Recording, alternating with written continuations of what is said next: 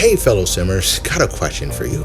Have you ever completed an amazing cross-country flight and just as you were landing the airplane, you botched the landing so much so that you had to close down X-Plane 12, shut your computer down, and go outside for a walk? Well, today I want to help you avoid those embarrassing moments by focusing on 3 areas in your approach.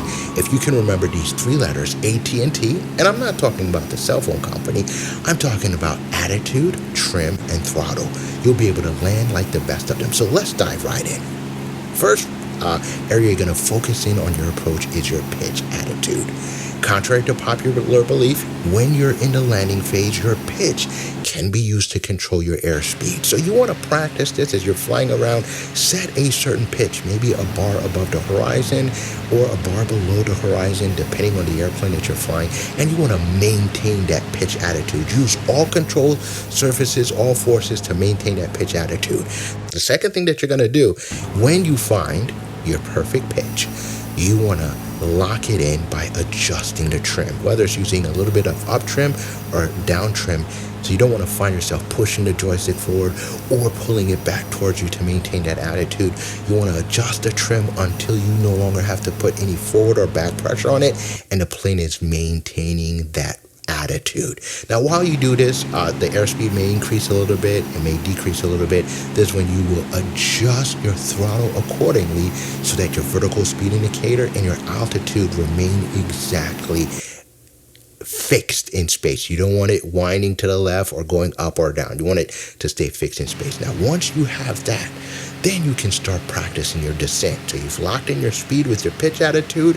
You've adjusted the throttle accordingly to maintain altitude on the vertical speed indicator and the altimeter. And finally, you're going to remove a little bit of power, maybe a couple of inches of manifold pressure, or for your throttle, it's just removing RPM. So on a Cessna 172, you can reduce your power setting to 1700, 1500 RPM, and that should give you a stable descent. And what you want to do is control your rate of descent on the vertical speed indicator with your throttle. So if it's descending too fast, you're going to add a little bit of throttle. Not a lot, maybe an inch or 2. And if it's not descending fast enough, you're going to pull out an inch or 2 until you have the proper rate of descent. You focus on these 3 areas, and I guarantee you your approaches will be perfect every time. Now the final, and this is the bonus feature for your landing, if you're flying a Cessna 172, when you cross the threshold, that is the beginning of the runway, you can do a gradual power reduction with a small pitch increase of a couple of degrees so that the main wheels touch down first.